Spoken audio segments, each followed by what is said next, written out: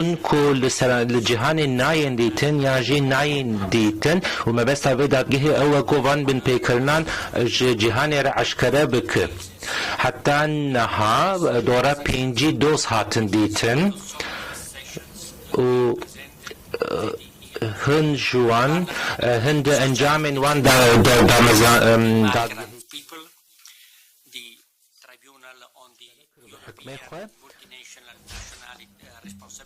البيبل أمريكا دكان جبال كدوان بن بكرنا ما في مروفان ده بپرسیاریان نو نتوی هي بريجي درباره أمريكا اللاتيني بو سال 2018 ده لدش تركيا دوزك هبو لدش رژیما ترکیه جبو في ما بس هذي رونشتني جي اوغو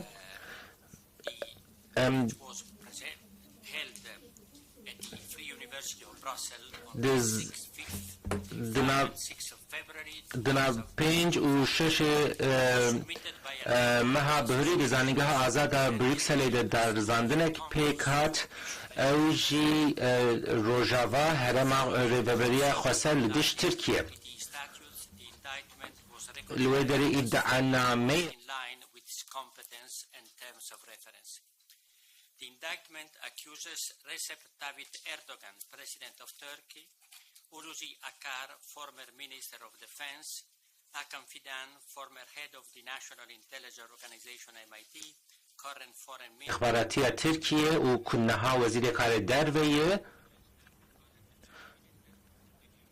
و دندار كنها وجي وزير پاراستنية نهائية وانا سال 2018 وورو گلک سوچ کرن اوجی سوجی ایدشکاریه و مداخله لشکری in 2024 against the will of the Syrian authorities and the Rojava Autonomous Administration. Crimes against humanity, in particular ethnic cleansing, forced displacement of the Kurdish population, and ethnic engineering by resettling Syrians from elsewhere. War crimes, including targeted killings of civilians, indiscriminate bombing of civilians, unlawful deportation and transfer by occupying power on its own population, appropriation of civilian property, use of banned weapons, cultural and religious erasure through destruction of cultural heritage, collective punishment, environmental destruction, targeting of women, lawful detention, torture, destruction of civilian infrastructure. During the public hearing was impressive written and audiovisual documentation was made available to the panel of judges in support of the indictment.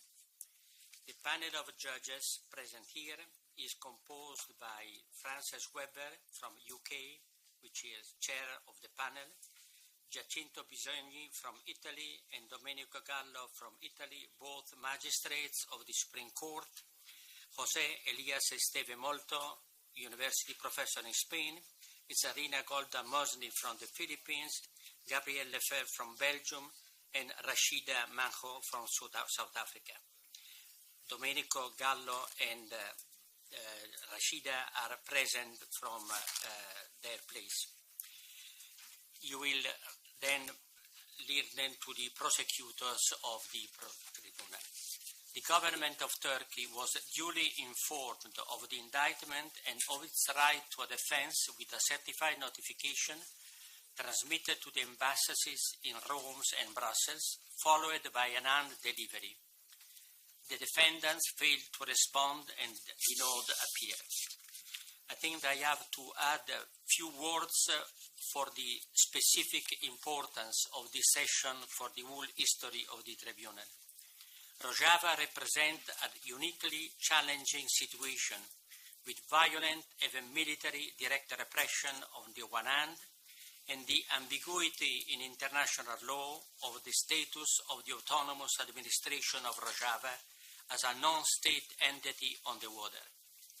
The international recognition for the role of the Kurds in combating one of the most worrying manifestations of organized terrorism, Islamic State, contrasts with the lack of international interest in defending them against relentless attack not only on their person and homes, but also on the model of society they have developed, which has been widely acclaimed as an inspiring window to the future of democracy in Syria and more broadly in the countries of the region.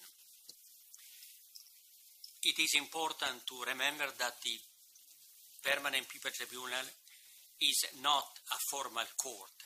Its function, as recognized in its statutes, are those of exercising the right to speak, especially in cases such as that of the Kurds of Rojava, in which it is not possible to have recourse to national and international judicial mechanism for reasons that will be analyzed in the judgment.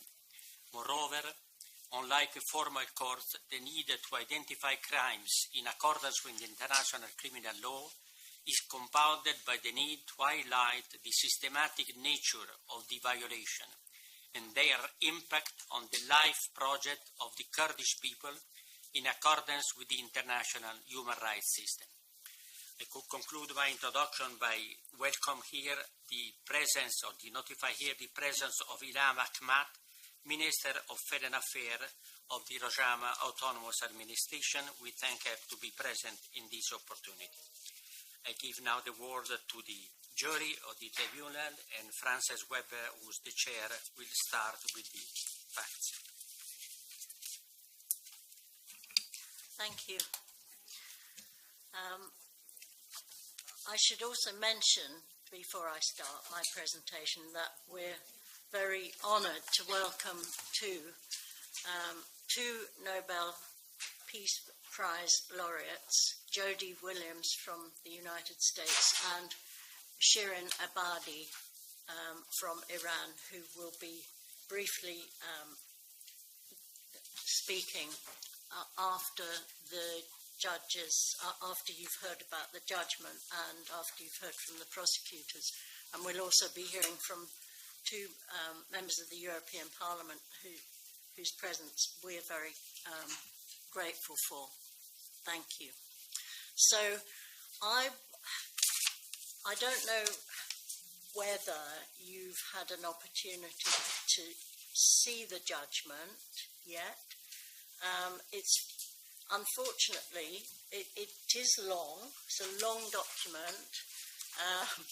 Despite our best efforts, the actual judgment is about over 60 pages, and then there are annexes as well. So we're not going to read it. It's far too long for that.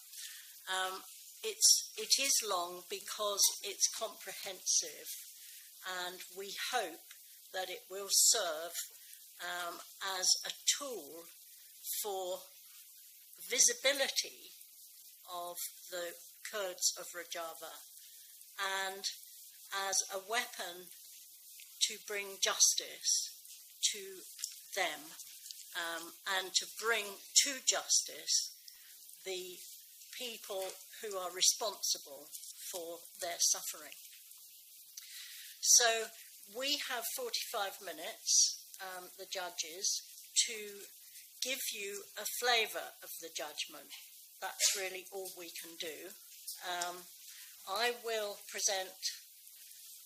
try to sort of summarise or present the facts or the important points that came out from the facts. My colleagues Jacinto and Jose will talk about the legal framework within which we looked at the situation, and Sarina and Gabrielle will then briefly summarise the recommendations that we made at the end of the judgment. So that's what's going to happen. So first of all, I need to, on behalf of, I think, all of us, pay tribute to the courage of the witnesses whose testimony we heard, and also pay tribute to the amazing work of the prosecutors who brought the testimony to us, lots of audio-visual testimony, also who gathered materials from human rights organisations, from the UN, from the European Parliament as well, in order for us to have as comprehensive a picture as possible of what was happening. So the testimony that we heard by video was, in some cases, really harrowing.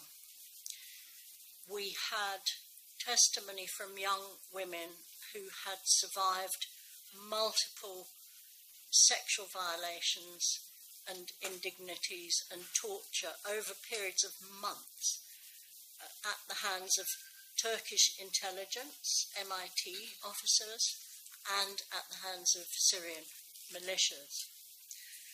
We had testimony from girls, 17, 18-year-olds, who were survivors of drone attacks who killed their schoolmates as they were playing volleyball outside their school. Testimony from the mothers of children who were killed or grievously injured playing in alleyways. We heard testimony from the family members of women who were targeted for their political activity, for their activity as prominent women in the autonomous administration, as well as testimony from journalists, doctors, lawyers, human rights activists, politicians, and others. The period that we were looking at from 2018 to 2024 saw the two major military operations, the names of which are a sort of sick joke, Olive Branch and Peace Spring. And under cover of those operations, civilian areas, civilian infrastructure, and civilian people were attacked. But it's not just in those particular military operations that those attacks take place. They take place the whole time, throughout the period described as anti-terror activities. Even since 8th of December last year, since the fall of Assad, to the date of the hearing, 5th of February this year, so under 2 months, we heard that there had been 100 strikes, over 100 airstrikes, 40 civilians killed and 150 injured. I should just briefly explain the relationship between the Turkish military and the Syrian militias. Turkey helped to create the Free Syrian Army, which then became the Syrian National Army, SNA, using Syrian militias who'd been involved in the earlier Operation Euphrates Shield. Turkey provides weapons, ammunition, and pays their wages. The militias are responsible for protecting the areas of North and East Syria bordering Turkey and for security measures in occupied areas. Turkey has at least 100 military bases, sites, observation posts, and their operations rooms in Syria oversee the militias and coordinate the military activities.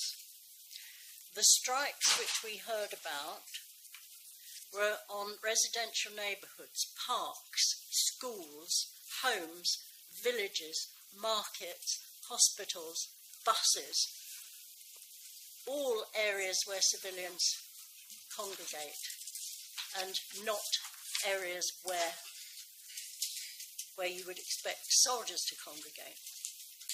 In at least one attack, white phosphorus was used. It was proved by medical and forensic analysis.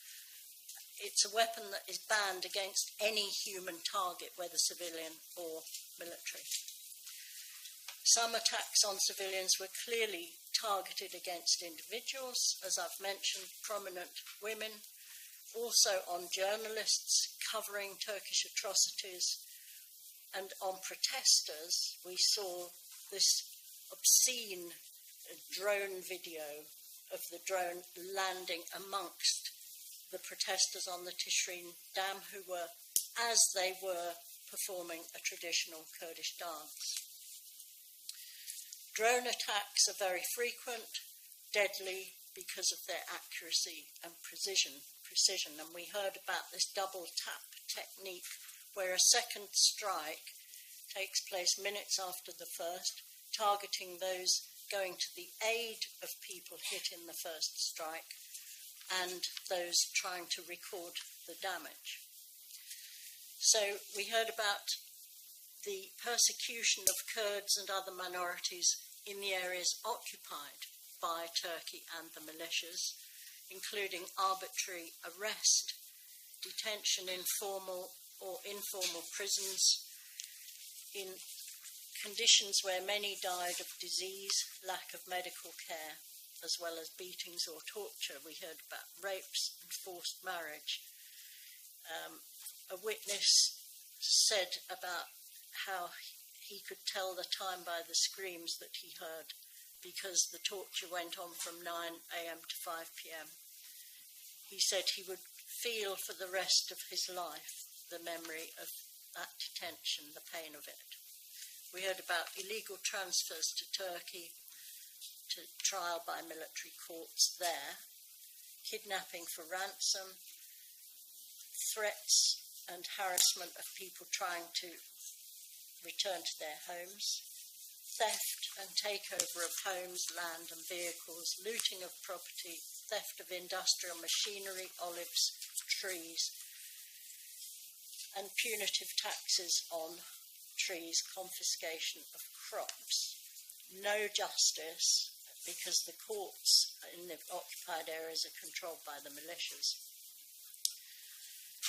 So attacks on civilian infrastructure, oil, gas, electricity and water infrastructure, which has been repeatedly attacked, making life untenable for nearly 1 million people left without the means to cook or keep warm, including people in tented camps for displaced persons, and over 600,000 people without clean water, which has a devastating impact on health, so cases of cholera and so on. Printing house attacked, killing 7 civilians, which seemed designed to disrupt or stop the dissemination of Kurdish newspaper, but also the administration. The medical centres in Kobane and Kamishlo, which were attacked in December 2023, which treated tens of thousands of patients, attacks on a dialysis centre, a medical oxygen bottling centre. I've mentioned the attacks on the schools, the Shamoka schools, forests illegally logged. There's just so much, I haven't got time really to go on. Attacks, the cultural erasure, which is horrendous, both in terms of the day-to-day, so street names changed, postage changed, currency changed to Turkish currency. Also, the archaeological heritage, the destruction of the 3,000-year-old temple of Ain Dara, the interference with the cave, which has 300,000-year-old tools and Neanderthal skeletons, the huge desecration and vandalism of cemeteries. So all of this designed not only to drive the Kurds out of north and east Syria, but also to obliterate their presence, their history, their culture, and their political project. The way that the Ministry of Defence justifies this is to use the word terrorist as a synonym for Kurd. So 6,370 terrorists neutralized, 605 settlements cleared of terrorists. So just take the word terrorist out and replace it with Kurd. Which then means that the population of Afrin, which used to be 85 to 90% Kurdish, is now less than a quarter Kurdish.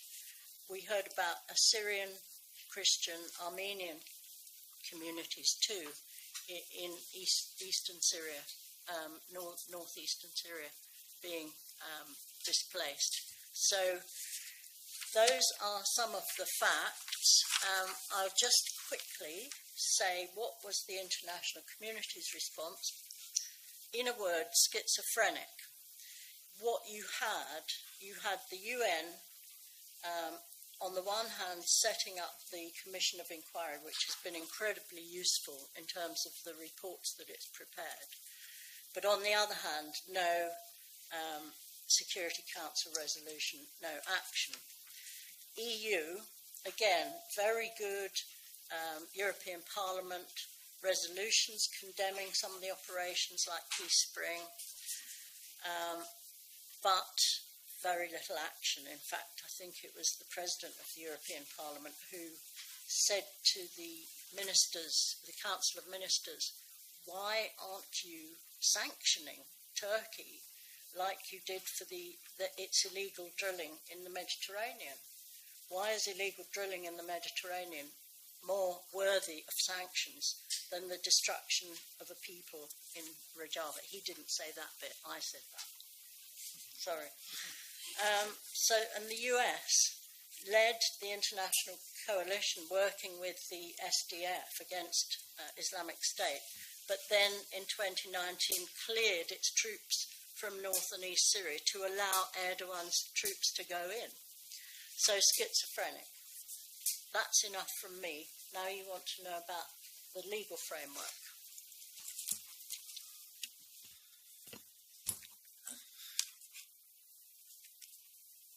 Well, having found proof, the aforementioned facts describe, this court considers that they constitute the following international crimes. Firstly, the systematic human rights violations suffered by the Rojava people have their first and original course in the crime of aggression committed by Turkey. As it was pointed out by the prosecution team, aggression is the trigger for all other crimes and was condemned by the International Military Tribunal of Nuremberg as the supreme international crime, differing only from other war crimes in that it contains within itself the accumulated evil of the whole. Well, this crime against international peace committed by Turkey aligns with the definition of aggression given by the United Nations General Assembly in the Resolution 3314 of 1974, as Turkish troops and their jihadist proxies have attacked the Rojava territory and since 2018 have occupied illegally the region of Afrin. Moreover, direct aggression against Syrian territorial integrity continues as Turkey has not stopped bombing and launching drone and heavy artillery strikes. The Turkish justification for its military offensive is neither authorized by the United Nations Security Council, nor does it meet the requirements of self-defense, since Turkey has suffered no armed attack by the Syrian armed forces or by the Kurdish forces belonging to the Democratic Autonomous Administration of North and East Syria. Therefore, the alleged Turkish self-defense against terrorism neither conforms to the facts nor respects international law and the United Nations Charter.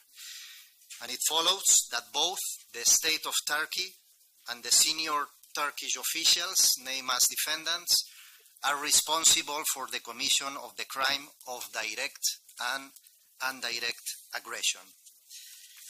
At the same time, all these military actions of aggression, when directed against civilian targets such as hospitals and schools, as has been described, constitute war crimes. As an occupying power, Turkey is bound by the Geneva Conventions, which has been ratified not only by Turkey, but also by Syria. And according to Article 2, the conventions applies in all armed conflicts between contracting states, regardless of a formal declaration of war. It also applies in cases of occupation, even without resistance. Turkey, as an occupying power, has fundamental obligations under the 4 Geneva Conventions to protect the civilian population, respect local laws, provide humanitarian aid, and prevent deportations and exploitation of resources. This tribunal finds that grave breaches of the Geneva Conventions have been proved, and these acts constitute war crimes and entail individual criminal responsibility for the perpetrators. According to Article 147, grave breaches include willful killing, torture or inhuman treatment, willfully causing great suffering or serious injury, illegal deportation, transfer or detention, denying a protected person a fair trial, destruction or appropriation of property not justified by military necessity and carried out unlawfully and arbitrarily. In areas of northeastern Syria not occupied by Turkey, but subjected also to direct attacks from Turkish armed forces or their controlled militias, 4 Geneva Convention still applies. Moreover, the use of military force remains also governed by customary humanitarian law and outlined in the first additional protocol to the Geneva Conventions. International humanitarian law principles violated in these cases include principle of distinction, protection of civilian property, prohibition of banned means and methods of warfare such as chemical and biological weapons, and retaliation against civilians, cultural property, and the environment. Although Turkey has not ratified the first additional protocol, its principles have become part of customary international law and constitute jus cogens, binding, obviously, Turkey. And accordingly, these violations establish individual responsibility for war crimes. At the same time, this tribunal concludes that the war crime of pillage has been proved. The occupying forces have looted and seized houses and lands in Afrin, provoking further displacement of the Kurdish population and facilitating the resettlement of Sunni Arab families from eastern Ghouta into the homes of displaced Kurds, which also constitutes another grave breach of the Geneva Conventions. Likewise, the attacks and looting of archaeological treasures, such as the emblematic basalt lion of the Iron Age temple of Aindara and the mosaics of the city Cyrus ancient Roman amphitheater, constitute the war crime of pillage. Looting in the context of international and internal conflicts is punishable as war crime. Its nature as customary international norm is recognized by international jurisprudence. But beyond this individual responsibility, it also appears a corporate responsibility. In this sense, the companies that have profit from the plunder of olive oil or the Rojava textile industry are also responsible for this international crime. In addition, while international customary law and jurisprudence limit the definition of genocide to those acts seeking the physical or biological destruction of a group, explicitly excluding cultural genocide, the International Criminal Tribunal for the former Yugoslavia recognized that attacks on cultural and religious property and symbols of a target group may be considered evidence of an intent to physically destroy the group. In other words, intentional destruction of Rojava cultural heritage may serve as evidence of the dolus specialis of the crime of genocide. On the other hand, it is clear to this tribunal that the forced displacement of the Kurdish population in the north of Syria were part of a widespread or systematic attack directed against a civilian Kurd population in Rojava, and this constitute also crimes against humanity. Without any trace of doubt, these attacks against Kurdish people in Rojava are systematic in the sense used by international jurisprudence. The adjective systematic signifies the organized nature of the acts of violence and the improbability of the random occurrence. Patterns of crimes, that is the non-accidental repetition of similar criminal conduct on a regular basis, are a common expression of such systematic occurrence. The bombings, drone attacks on the civilian population, assassinations, especially the arbitrary killing of leading political and human rights defender women, forced population transfer, imprisonment, and actions aimed at the destruction of the Kurdish identity are part of a clear strategic plan conceived by the Turkish authorities that prove the constituent elements of crimes against humanity. This tribunal confirms that the practice of torture not only constitutes an international crime of torture, and it is previewed in the UN Convention Against Torture, but also when committed, as in this case, as a part of a widespread and systematic attack against civilians, it is also a crime against humanity. In the case of Rojava, there has been a gender perspective to the commission of these crimes against humanity, with proven cases of rape and other forms of sexual violence to Kurdish women, kidnapped and sent to Turkish prisons. Sexual violence is not merely an isolated incident of opportunistic crimes, but a deliberate policy to terrorize the civilian population.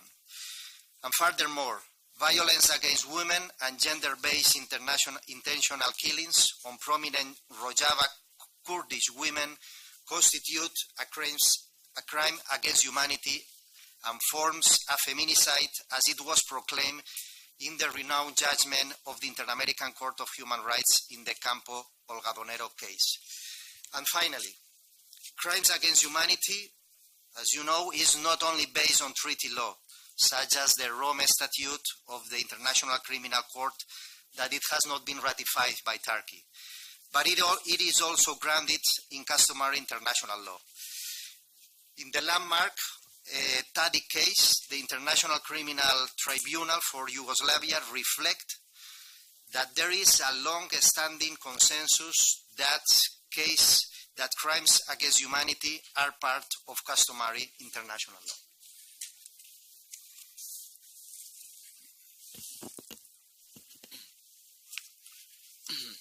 We consider also all this complex situation under the profile of the human rights law, and for two reasons especially. Because this is not a war between Syria and Turkey. It's a war between Turkey and a community, autonomous community, and its citizens living in another state, which is continues to remain largely passive in the face of the aggression. This is a peculiar side of the situation. And another one is that the Turkish justification of the aggression as an anti-terrorist measure is contradicted by the targets of the military action, which are in blatant violation of the principle of distinction. It is a fundamental tenet of the international humanitarian law. And another fact is that it's impossible to deny that the aggression in the whole is as the objective to eliminating the political project undertaken by the Kurdish community in Syria. This is very relevant under the human rights law because it's, the right to self-determination of the Kurdish people was affected really severely by this aggression. And this right was first envisaged with demands for the recognition of the Kurdish language at the end of the 19th century, and it was mentioned in the Treaty of Sevres of 1920. The legal framework for people's right to self-determination emerged after World War II and became an international, became a youth cogence at the beginning of the 60s, during the decolonization process. This right is conditioned by three conditions. The people seeking independence must be subjected to colonial domination, military conquest, or an apartheid regime. But alongside this, the doctrine and the jurisprudence said that there is also not only a self-determination external, that means independence, but there is also an internal self-determination right. And this is the case for the Kurds, because the internal self-determination to be recognized needs to the presence of a group that constitute a people with distinct historical and collective identity. And this is the case of the Kurds. In light of this consideration, it's evident that the Kurdish aggression has violated the right to self-determination. The attacks have specifically targeted the self-governance model established in Rojava, which is based on constitutional principle that the aggressor reject for ideological, political, and religious reasons: democratic confederalism, the representation of a multi-ethnic and multicultural society, the principle of equality and gender parity, and the commitment to social ecology. The principle of equality and non-discrimination set out in this constitution of the Northeast Syria reflect those into the legal framework of the United Nations. And this framework has led to the formulation of key UN conventions, such as the 1965 against racial discrimination, the 1973 against apartheid, the 1979 against discrimination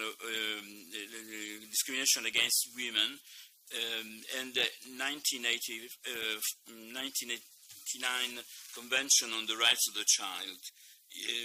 Also, the 2011 Istanbul Convention is not with, or the Council of Europe, is not with for the protection of women from violence. Through these aggressions, Turkey has been responsible for multiple violations of the principle of non-discrimination. As I said, the 1965 Convention on Racial Discrimination, the 1979 Convention discrimination against women, and in this case we have to underline that the Article 7 requires the states party of the Covenant on Political Rights to ensure to women on equal terms with men the right to vote in all elections, to be eligible to participate in the government policy, and to hold the public office and perform all public functions at all levels, to participate in non-governmental organization and association concerned with the public and political life. This is important because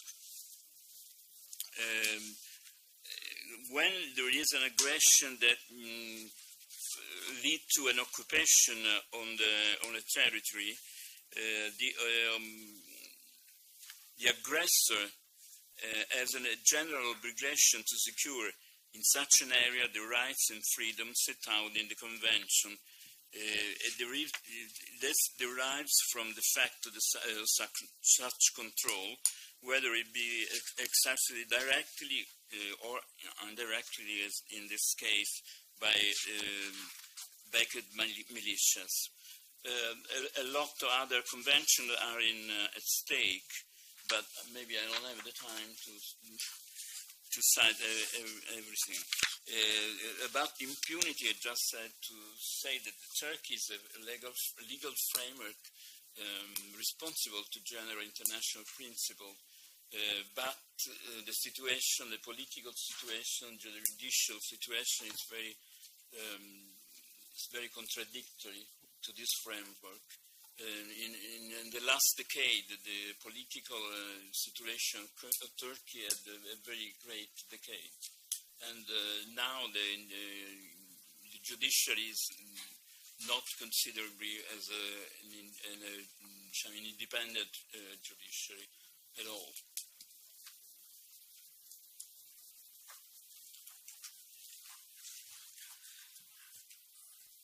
And now, the recommendation. The primary objective of the Permanent Peoples Tribunal is to formulate elements of judgment, to produce doctrinal tools, and to construct instruments for the recognition and concrete restoration of the fundamental rights of peoples. The recommendations are an essential platform for present and future actions. This is of particular importance in the case of this session on Rojava against Turkey.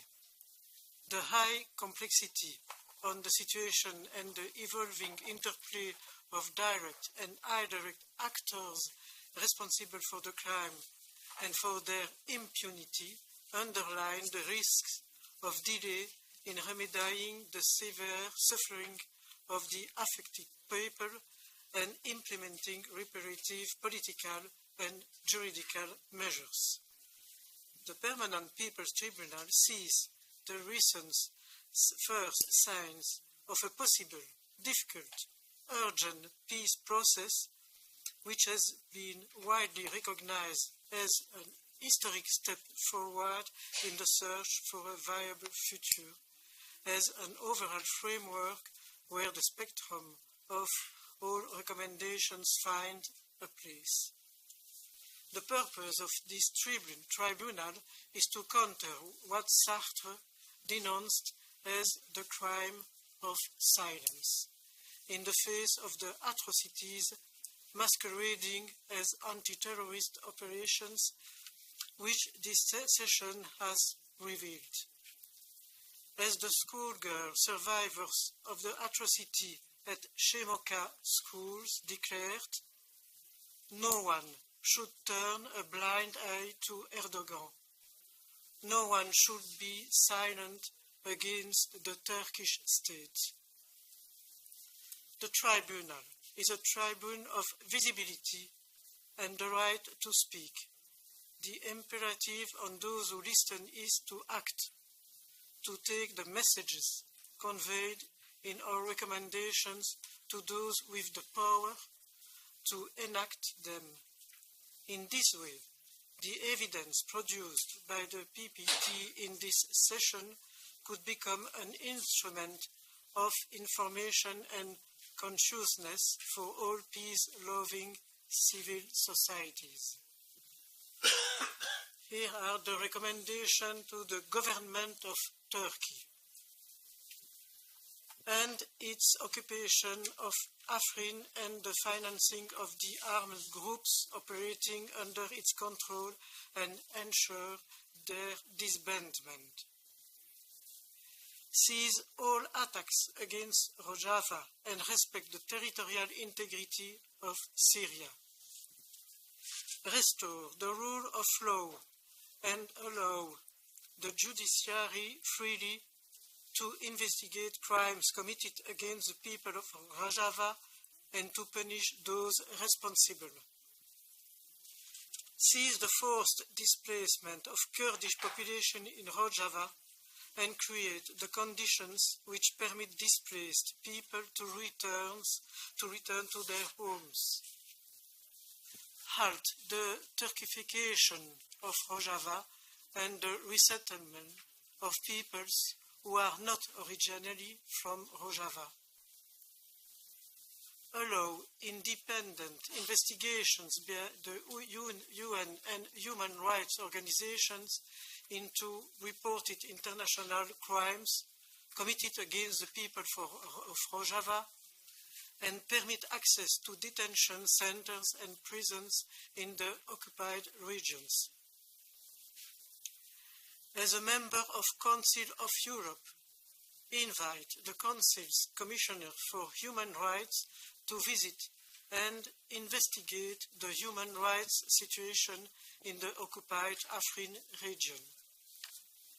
Use its influence to facilitate a democratic transition in Syria and equal negotiations between autonomous administration of North and East Syria with the new Syrian government in a framework of full respect for its autonomy. Recommendation to the government of Syria. Acknowledge the right of self-determination exercised through the democratic autonomous administration of North and East Syria and the autonomy of the administration. Respect the arrangements for gender equality and for ethnic and religious equality of representation in the administration of the region. Protect the Rojava population, territory, and autonomous administration from external and internal attacks. Facilitate the UN international, impartial, and independent mechanism to visit the Rojava territory and gather evidence in situ of any international crime committed in order to fulfill its mandate to assist in the investigation and prosecution of persons responsible for the most serious crime under international law committed in the Syrian Arab Republic. And finally, stop Turkish incursions into Syrian territory, and if they continue, make a complaint to the International Court of Justice seeking interim measures binding Turkey. Recommendations to the United Nations. To the Security Council, to initiate investigations into the Turkish aggression and to take action to stop the ongoing violence in North and East Syria by implementing targeted sanctions against Turkish officials and military leaders involved in war crimes and imposing arms embargoes to prevent further war crimes against the people of Rojava. To refer the situation of Rojava to the International Criminal Court, even though the states of Turkey and Syria are not parties to the Rome Statute, as has been done in the cases of Darfur and Libya. To the Independent International Commission of Inquiry on the Syrian Arab Republic, to extend its mandate to investigate and recognize all violations of international human rights law committed by Turkey since 2018, establish facts and circumstances that led to such violations and crimes, and identify those responsible with a view to ensuring that the perpetrators are held accountable, and conduct a serious investigation into the role of the Turkish-backed militias. To the UNHCR, to implement humanitarian efforts to provide safe routes for IDPs and communities to return to their homes voluntarily, safely and with dignity, while ensuring financial compensation for those who have suffered destruction and loss. To the UN Secretary General, to engage in mediation with Turkey, to withdraw its army from the occupied territories of Rojava and send a peacekeeping mission to supervise and prevent further attacks. Recommendations to the European Union, Council of Europe, and their member states. To condemn the criminal and aggressive conduct of Turkey in Syria and conduct a review of current policy towards Turkey based on unrestricted respect of the rights of the peoples of Rojava and the recognition of the autonomous administration.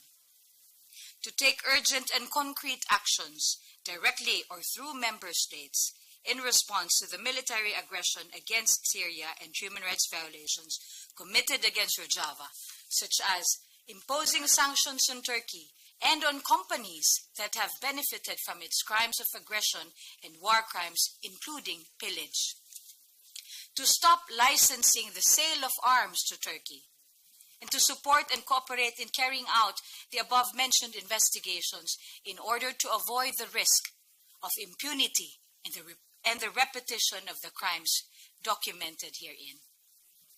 To investigate through the Council of Europe's Commissioner for Human Rights the violations in the occupied territories by Turkish forces and their proxies in Rojava. To the Parliamentary Assembly of the Council of Europe to issue an official demand to Turkey to withdraw its army from the occupied territories of Rojava. To the national courts and prosecutors of the European states to initiate or support universal jurisdiction cases to prosecute individuals involved in international crimes in Rojava, including those committed by Turkish-backed jihadist forces in Rojava. To initiate criminal and civil procedures against companies and business entities that benefited from the looting of agricultural and industrial assets from Rojava by application of due diligence laws. To denounce to the OECD National Contact Point any company that has directly or indirectly profited from the looting of Rojava's agricultural and industrial assets and inspect the supply chain of these looted goods to determine whether they have been acquired by companies in third countries. And last and definitely not the least, recommendations to the international community. To ensure the conditions for the development of coordinated efforts for the international recognition of the autonomous administration in the context of a necessary peace process for the Kurdish people in the region. As a prerequisite to any peace process, to eliminate the label of terrorist in respect of all participants in such a process. The guarantee of a peace process is the main remedy and the condition to face the problem of impunity and reparation, which all democratic societies need in order to comply with national and international law. To create a special Rojava Kurdish regional justice mechanism supported by the United Nations to investigate and prosecute human rights violations committed in this territory. Lastly, focus and enlarge the mandate of the international, impartial, and independent mechanism to investigate in situ the crimes committed against the people of Rojava. Thank you very much. Thank you. Now it's the turn of the prosecutors to speak.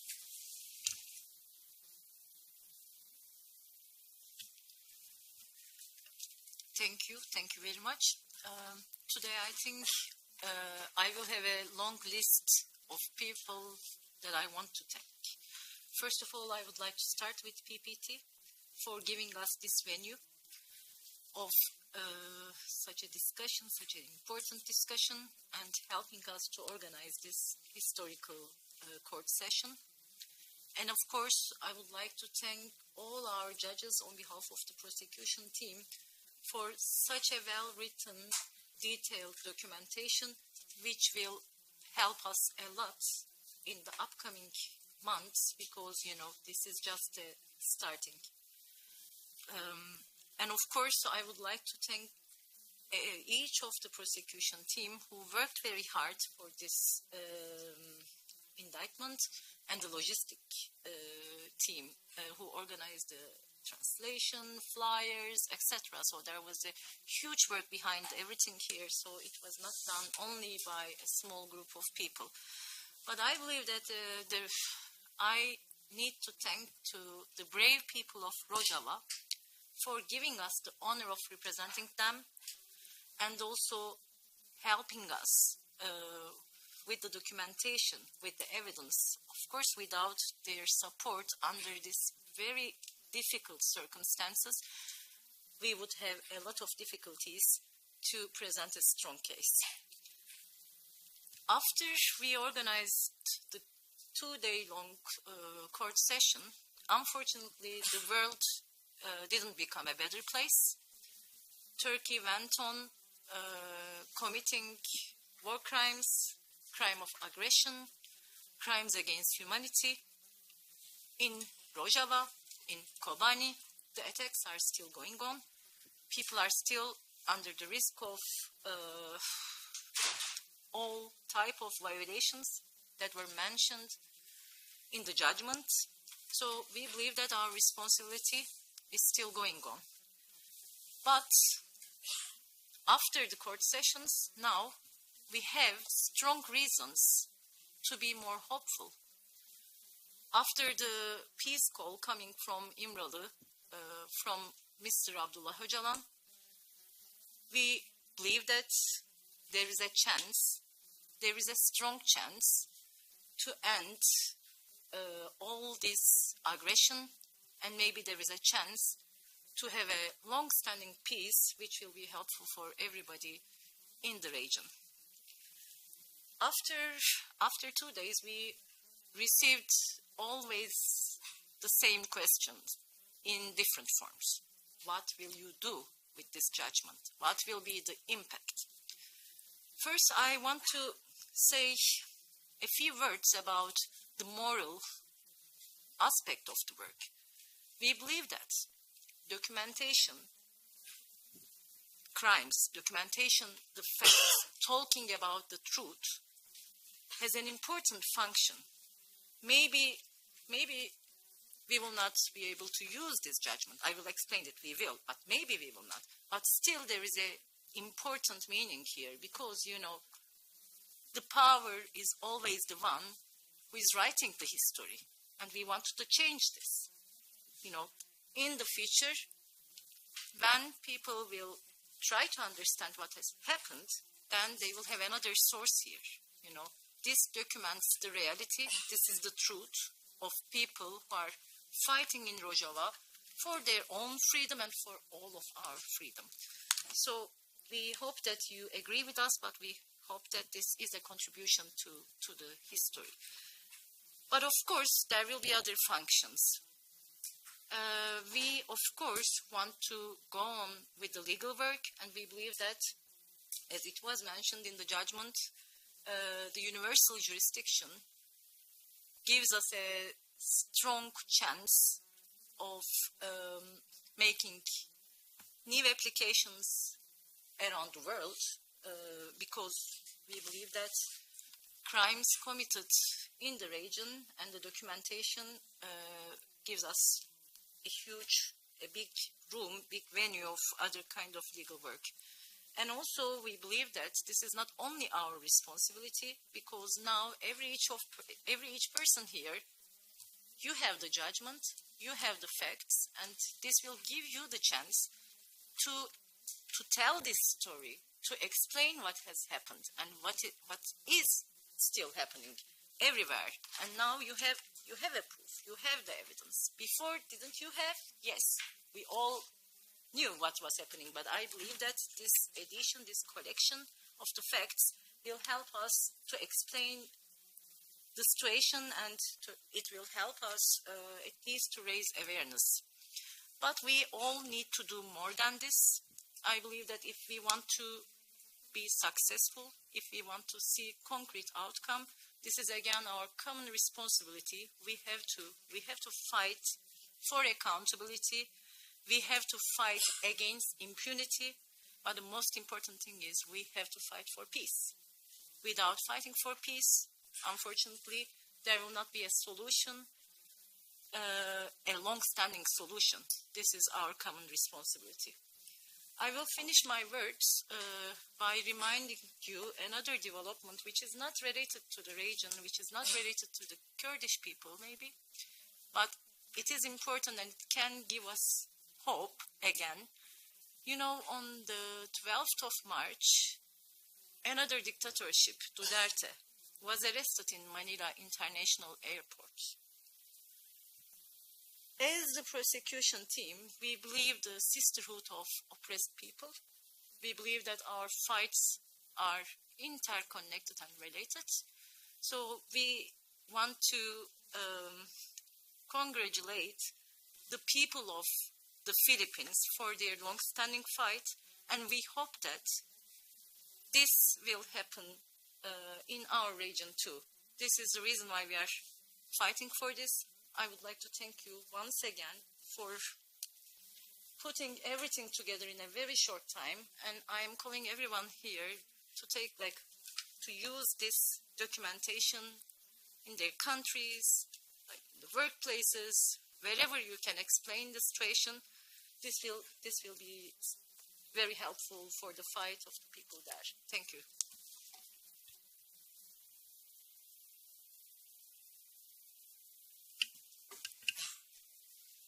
Thank you. First of all, I would like to join Sharon in expressing also my thanks to the panel of judges, to the team of the prosecution, the visible part, the one that annoyed you during the 2 days, but also the invisible part, all these people who have been working in the preparation, and I can assure you it would have been completely impossible to pull this case together without tens of people working in Rojava, in Germany, and organizations participating like Mavdat in Germany. It would have been completely impossible to pull together all this evidence. And so I want to thank them, and we have only been, I would say, their spokespeople to a certain extent during these sessions, but we were speaking on behalf of this whole group. I would like to add one word to what Sharon said. I would like to emphasize in particular the importance of the existence of a mechanism like the PPT. The team of the PPT has been keeping this instrument and this mechanism alive and vibrant for, I calculate, almost 50 years now. And I think it's so important to have this kind of mechanism available, because without the PPT, there wouldn't have been a venue for the case of the people of Rojava against Turkey. And I think we have to protect, cherish, support this kind of mechanisms, which are essential in the struggle for justice for the people. And so I would like to thank the team of the PPT for the last 50 years of excellent work that has been done, and I wanted really to emphasize that. Second point I would like to discuss a few moments is that in a state legal system, the role of the prosecution would now be to send the police and to enforce the judgment. As you know, I don't have any police officers at my disposal, so that means that we can't do that. I think basically, as I said during the session, in the enforcement of international law, and especially the enforcement of people's rights and human rights, the basic enforcement mechanism are the people of the world and their struggles. No enforcement of human rights and people's rights has been possible without people's struggle. And I think this is, of course, the same in this particular case of Rojava against Turkey. The struggle of the people of Rojava in the first place, of course, because without them, no case of Rojava against Turkey, and no future for a case of Rojava against Turkey. But also the struggle of all those people throughout the world who are supporting the people of Rojava. And I think we are all together in this room, and many others outside, we are the enforcement mechanism of this judgment. And I must say, I panicked a little bit when I heard the list of recommendations. This very, very comprehensive list of recommendations, which means that we will have to make sure that all those who got some recommendations will be aware of those recommendations, and not only be aware of those recommendations, but it will also be, I would say, slightly forced to take these recommendations into consideration, because I think none of the ones I've heard as addressees of recommendations, I think will spontaneously say, hey, wait a second. So we will need to put a lot of pressure on them to make each and one of these recommendations by the tribunal, to make it a reality, to transform it into something in reality, and to actually force all those addressees to implement what we heard. But of course, I agree that each and one of these recommendations is absolutely necessary. Each and one of these recommendations is absolutely necessary to provide justice, to render justice to the people of Rojava, and to hold those who are responsible for the violations which we documented and which the panel so eloquently discussed, assessed. For each of these recommendations, we will have to mobilize, stand together, stand with the people of Rojava, and take this as a guideline. And in that sense, the tribunal, as usual, as always, the decision of the tribunal is not an end to something, of a process. I would say it's to some extent the beginning of a process. It's the beginning of a long process where we will have to use this judgment as an instrument to do advocacy, to talk, to defend, to work day after day to make each of these recommendations a reality. And I would suggest that we all take the judgment, look into the recommendations, see where each of us can do something, and then whenever we can take one of the recommendations out of the list because we succeeded to make it a reality, then inform each other and let's try all together to, one by one, to check each of these recommendations and to, in this way, follow this very, very important suggestions of the session of the panel in this session of the PPT. And so let's be the enforcement mechanism of this decision all together with all the friends outside, because nobody else is going to do it in our place. Thank you.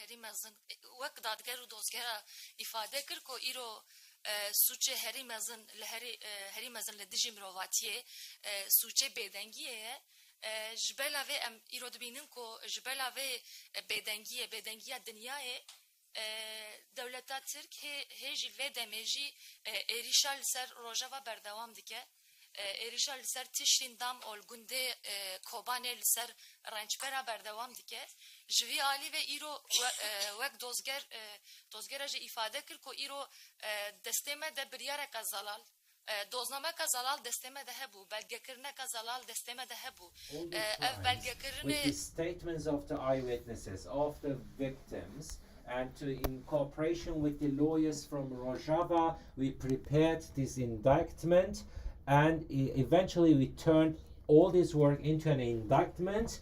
and we presented it at the court, and as a result of this judgment, now this trial, now we have a judgment, a written document.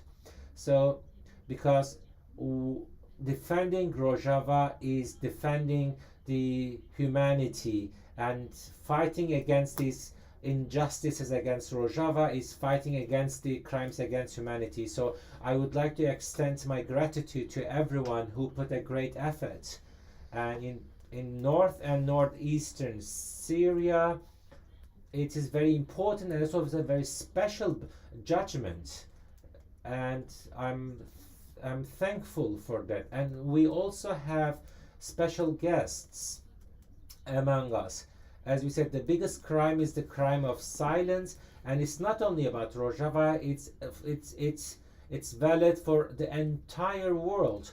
There are so many politicians, activists that they never silenced. So, and we can, together with all these friends, we will continue our work, we will continue our fight, and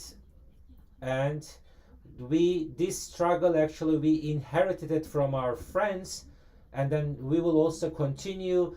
And Jodie Williams she will speak very shortly, I think. She's an activist from USA. She's a Nobel laureate, and she had very, very important work about anti-personal mines, and she's also very active in the field of the women's rights.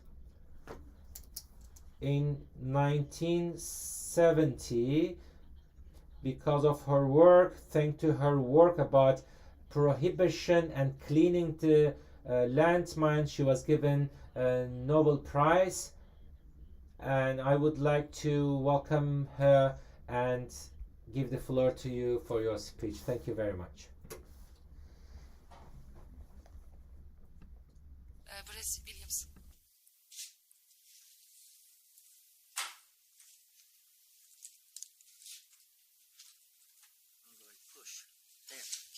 Is this thing working? To spare time, I want to say that the three of you have said everything I would say. Completely serious. So I won't repeat it. I really feel honored, though, to be part of this in a small way.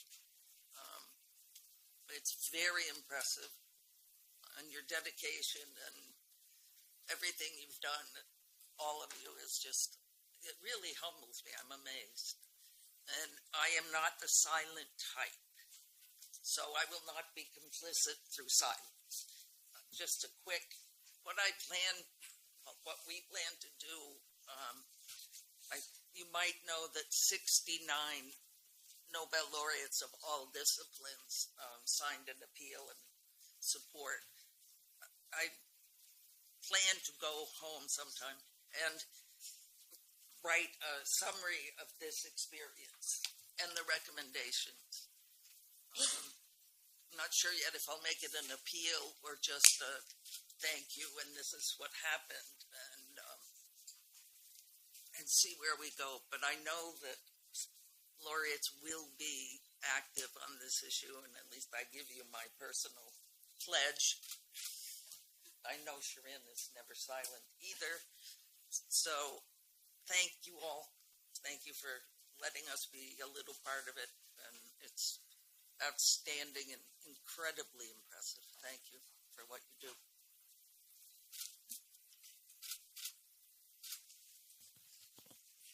جبو أخافتنا نتن جبو أخافتنا إيرو جبو تكوشينات كوتا بردوام كريم ديسا سباستكن جوا أخافتنا جارك دي سباستكن و ميوانا مي دويم شيرين عبادي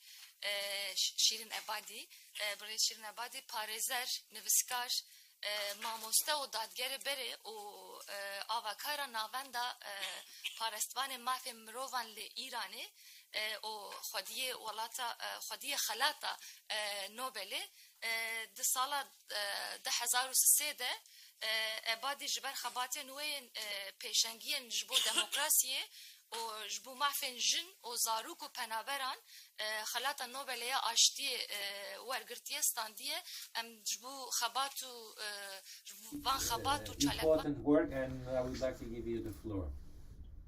هفتنجی برز جبو برز شیرین آبادی فرمو.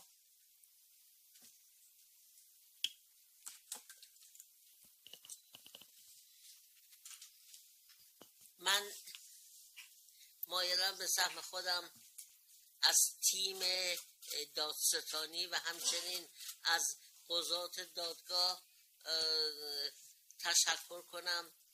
کار شما بسیار ارزنده است، برای اینکه از طریق این دادگاه اسناد و مدارکی جمع شده که روزی که پرونده به دادگاه بین المللی برای مجازات جنایتکاران مطرح بشه، اون موقع دیگه دیره که بخوان اسناد مدارک جمع کنن. چون a lot of documents vanish, a lot of evidence aren't there forever.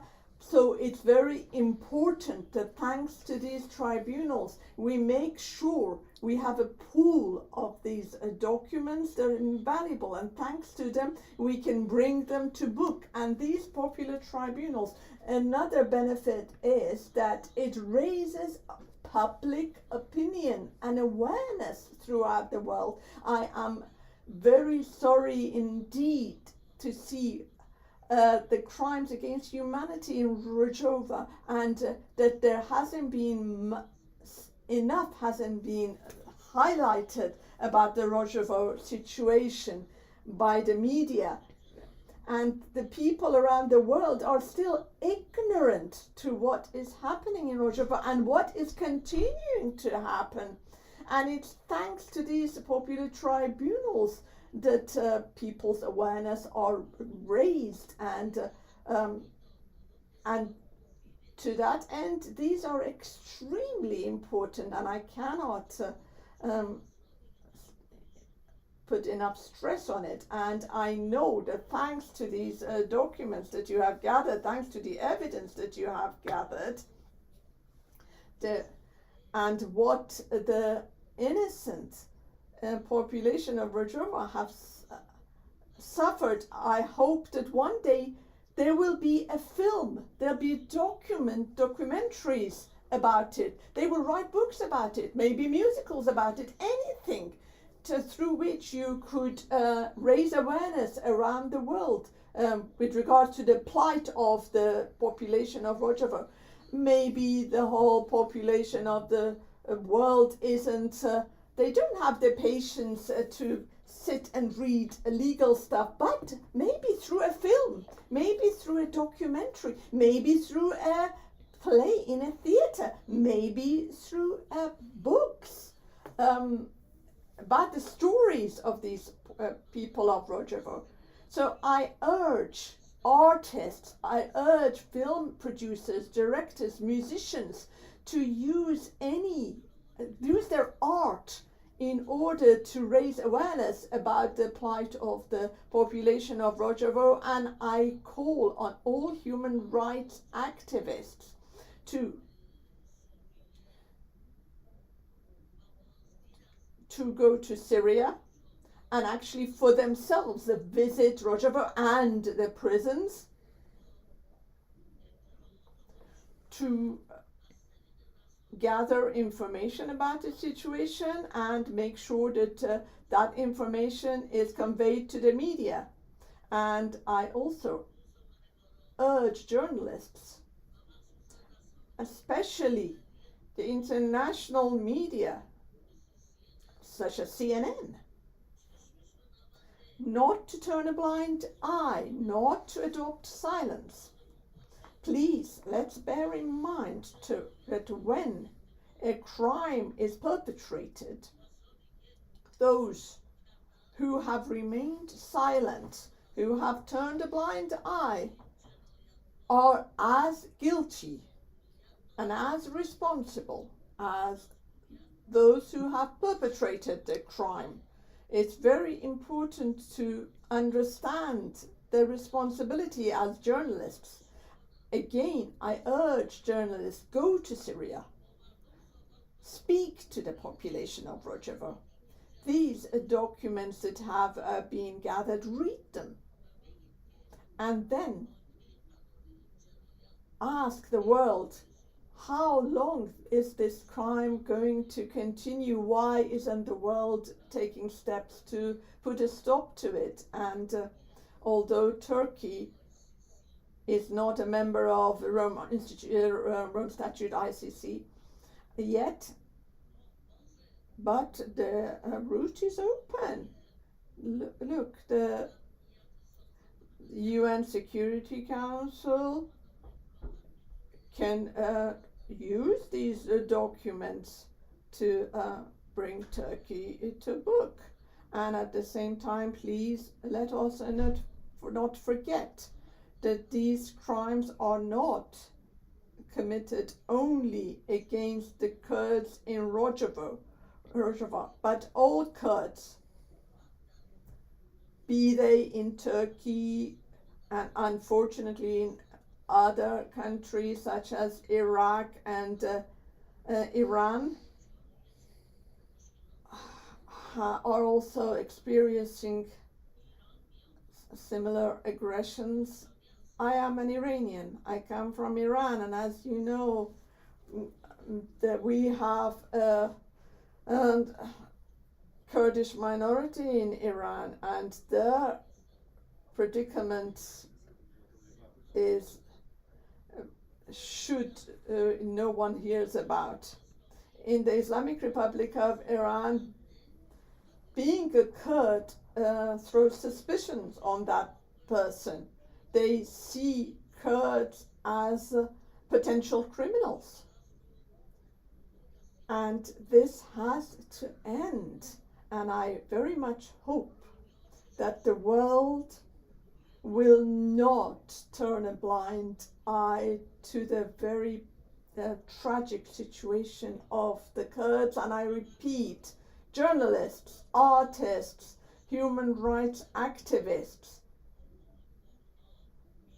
please be more active with regards to the plight of the Kurds.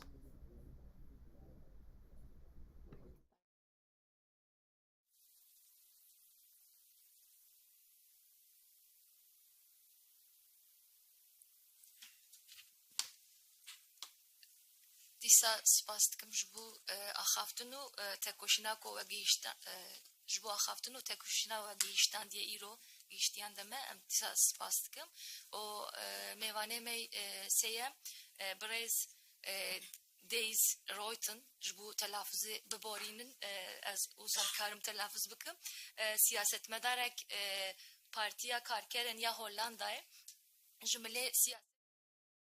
So he's also working at the municipality of Amsterdam, and in 2021 he was elected to the European Parliament, and in 2024 he was re-elected to the European Parliament, and he has been doing his work at the Parliament. So the floor is yours, Mr. Royten. Royten, fermo.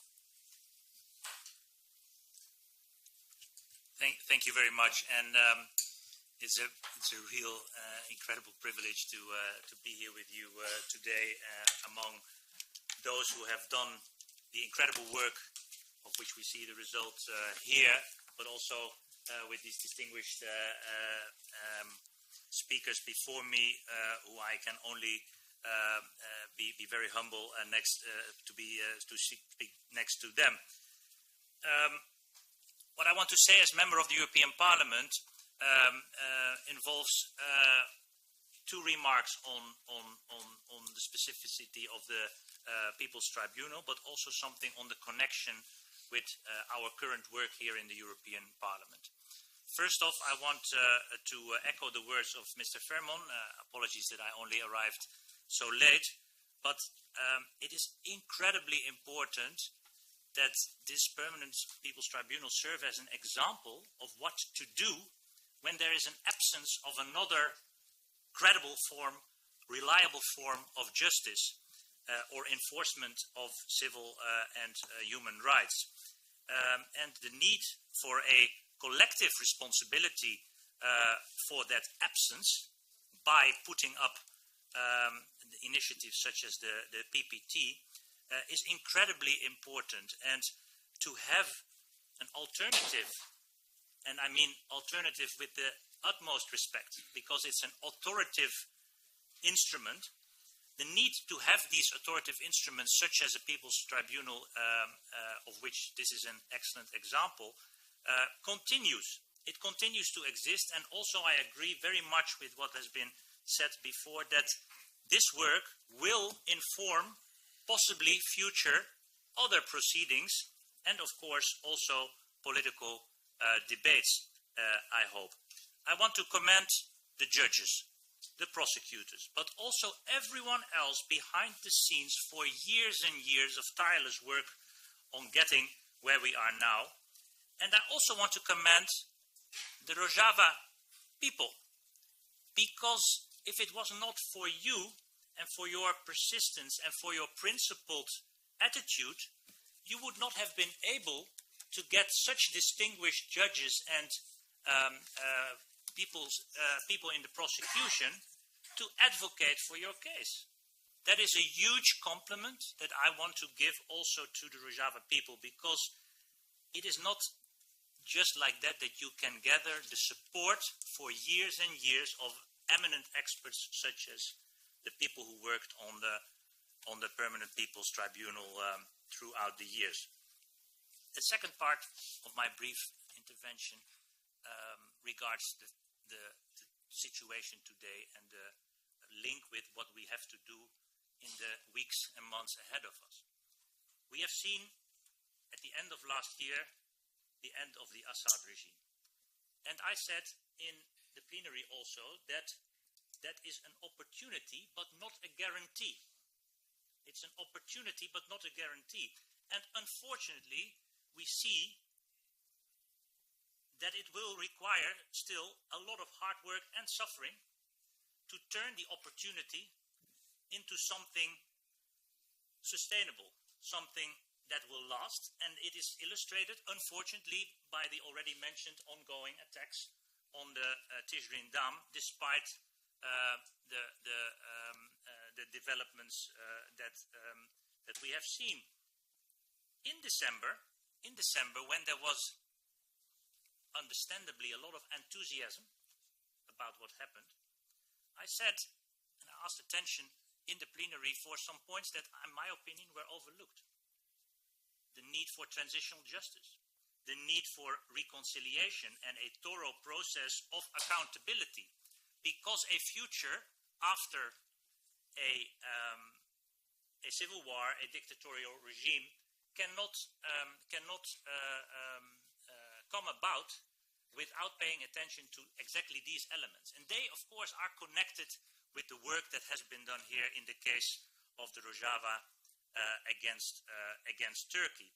So in this regard, I also want to end with echoing the words of Shirin Ebadi, that without the proper attention, without the proper political focus, continued every day, every week, every month, on the importance of getting this justice and keeping an eye also on these elements of accountability and reconciliation, we will not be able to preserve, and that is, I think, the most important task ahead of us, to preserve and to respect everything that has been done by the autonomous region, Rojava, in upholding, through difficult times and through a lot of suffering, principles of democracy and justice in very difficult circumstances.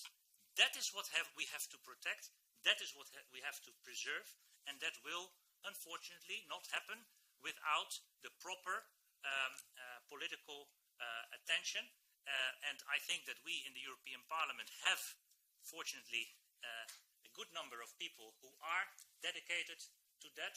but it's just a small contribution that we can make, because we will need more parliaments, more national parliaments, more people to understand the importance without belittling other cases, other struggles for freedom and justice, but the importance of the work that has been done in the difficult decades behind us in Rojava. Because if we do not preserve that what has been built up in terms of protecting fundamental principles of democracy and justice in difficult circumstances, then we really risk to lose more than what we gain by getting the opportunity for a new and peaceful future. So I hope that I cannot say more thank you than I already did, but it's really incredible what has been done here, and I want to thank everyone who is involved, especially those who do not have maybe a name here in front of them, because that's also the people we pay tribute to, the people who fell, who gave the highest price in the suffering of the freedom of the Rojava people. So thank you from the bottom of my heart, and we will make sure that this work will inform future proceedings and debates and political. Thank you very much for your speeches and for your solidarity with this work. And today we also have politicians from northern eastern Syria, and we would like to also hear their ideas, hear their views. For first, Ms. Ilham Ahmed, the co-chair of the Committee for the International Affairs of the Autonomous Region of Northern and Eastern Syria. So, Ms. Ilham Ahmed, floor is yours, please.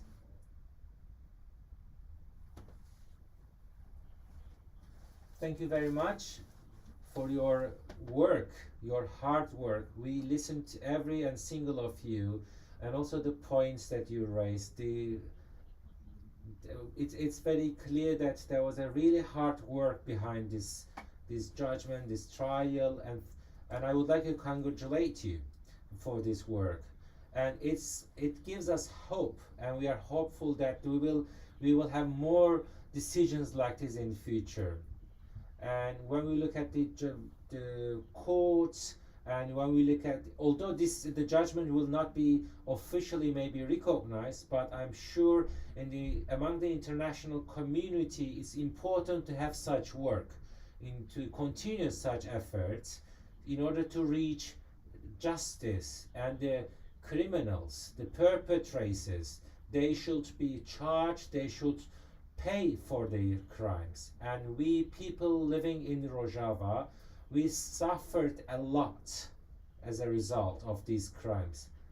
At the time that we were hopeful, we are hoping that once a dictatorship regime will be weakened and it will collapse, and we, the people of Rojava and the Kurds, as a part of the people living in Syria, we were hoping that we will have a status, we will be recognized, we will get our constitutional rights. Of course, as a result of our struggle, we have our rights now, but Turkey was one of the main reasons that it's delayed. It has always wanted to prevent us, and now Turkey is still continuing its efforts with the new government in Damascus of trying to prevent us from getting our rights.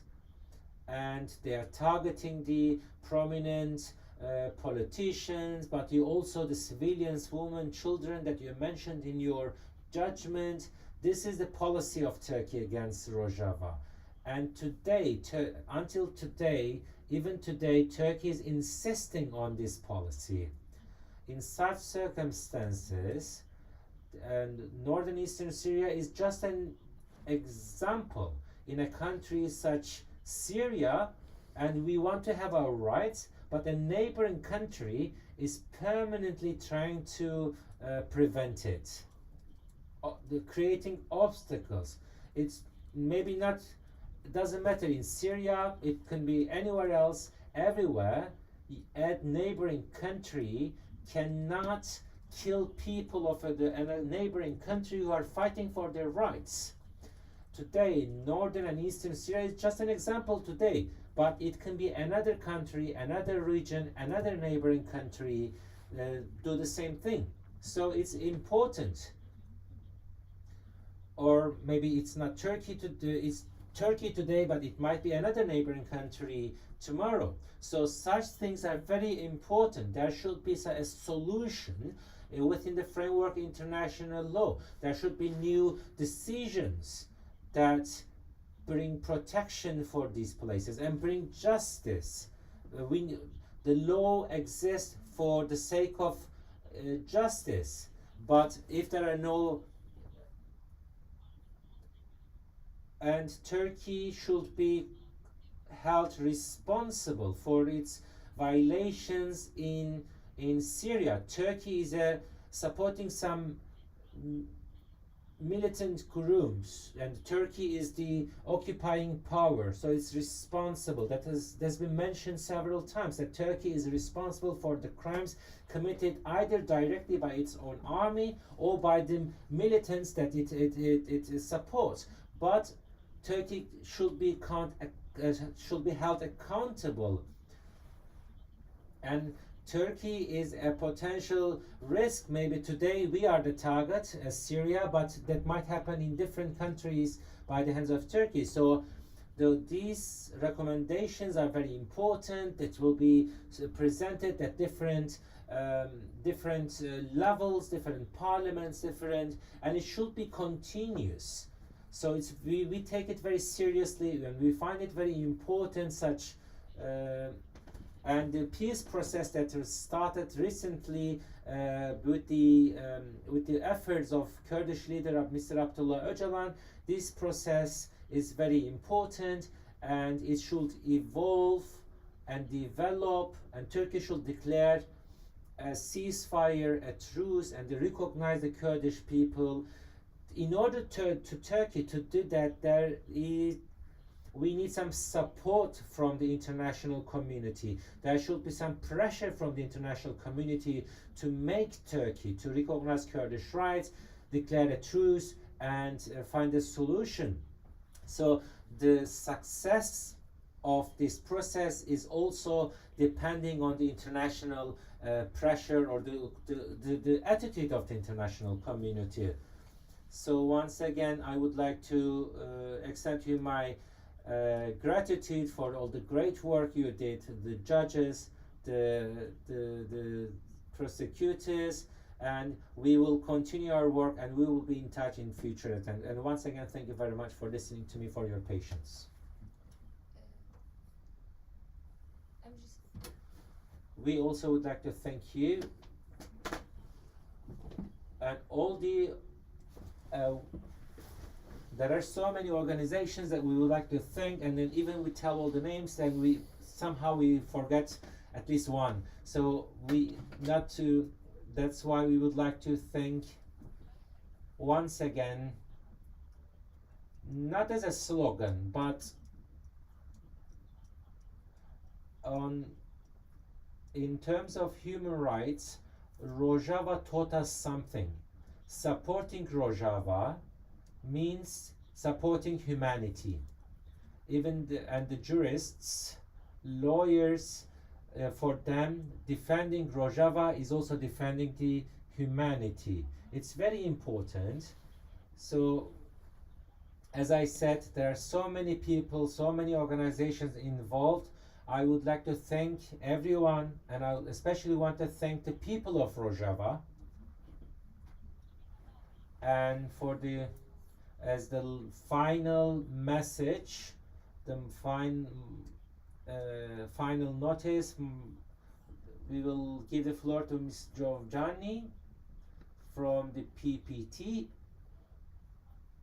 and we would like to thank the court as well, and the floor is yours, Ms. Giorgiani. برای جانی سپاس کنجاره کردن فرمو.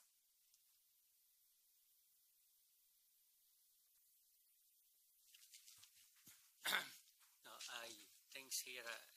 Everybody has to thank first of all the people of Rojava.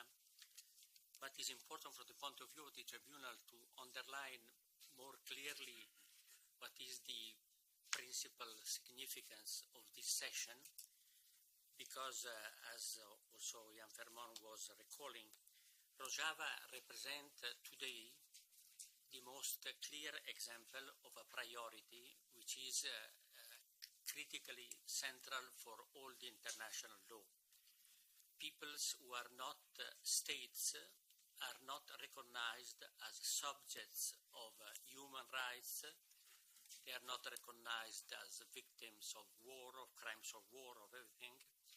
And in that sense, the fact of having this presentation here at the European Parliament is specifically important because it indicates also, I know this is a kind of, say, political judgment, but as a matter of fact, that the European states, which have been for so long more or less the reference reality for the, at least the formal respect of law, are recognized today as those who are more silent with respect to whatever happens in real life.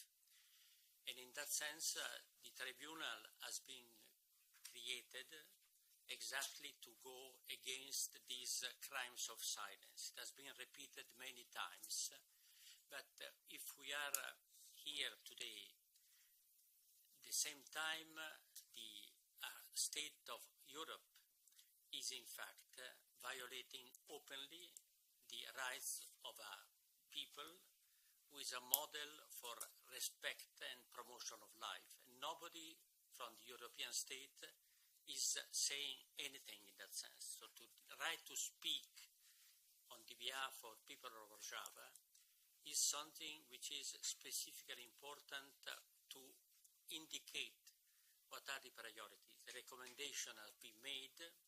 We know how important are recommendations and how difficult are recommendations to be observed, because recommendation indicates voids in the culture, even before that in the politics of the states, because nobody imagined to be responsible. And the fact of having here a document which gives to a people, Rojava, the recognition that all what they are doing is in fact a window for the future, is something which is important to recognize that human rights and people's rights do not exist if they are not looking for something which is lacking now and is proposing something for the future. Most of the time, law is looking for observation of law which exists.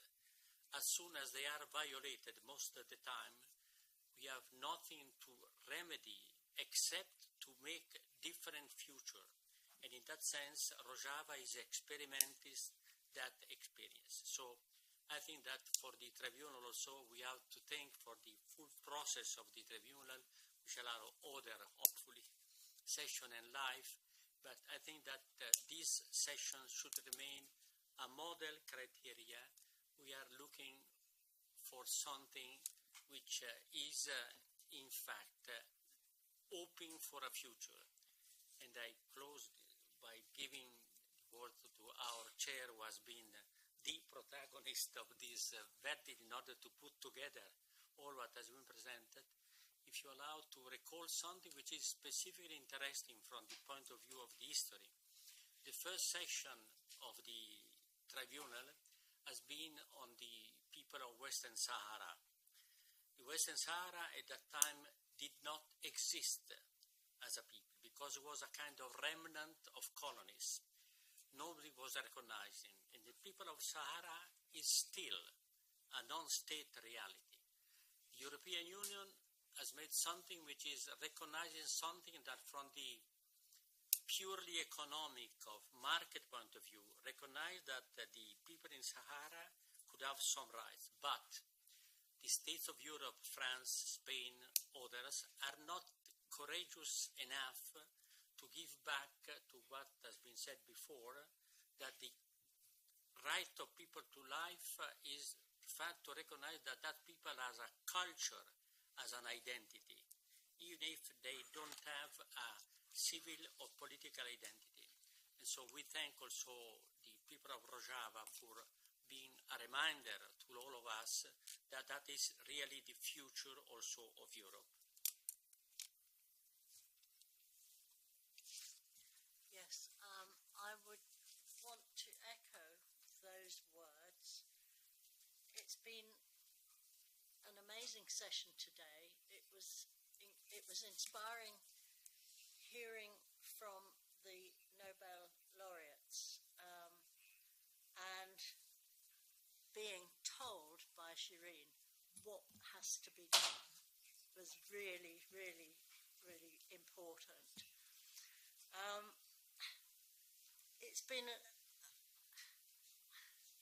It's a cliche, but it's true to say that it has been a privilege, an absolute privilege, to be involved in this tribunal, to be able to do something, however small, to show solidarity with the people who have inspired so many people around the world with a model, with an experiment on how to create a society built on true democracy, built on true equality, racial, religious, gender equality. I'm sure there are problems, I'm sure there are mistakes, but to see that in this world, you know, Trump on the one hand, Rojava on the other, it's an amazing source of inspiration to see people trying to create that, genuinely, deeply trying to put those human principles into practice. And it's absolutely vital for the future of all the peoples of the world to resist the attempts to destroy it, and to try as best we can to secure justice for those people who are suffering, who have suffered, who have been killed in this dreadful attempt to destroy what they have built and what they are building. So I think we can say now we've finished today, or at least this afternoon. I think there's more sessions in the evening. But we all know what we've got to do, and we must keep in our hearts and in our minds the attempt to resist the injustice, to resist the destruction of that model, that ideal, that project. So thank you all very much for everything.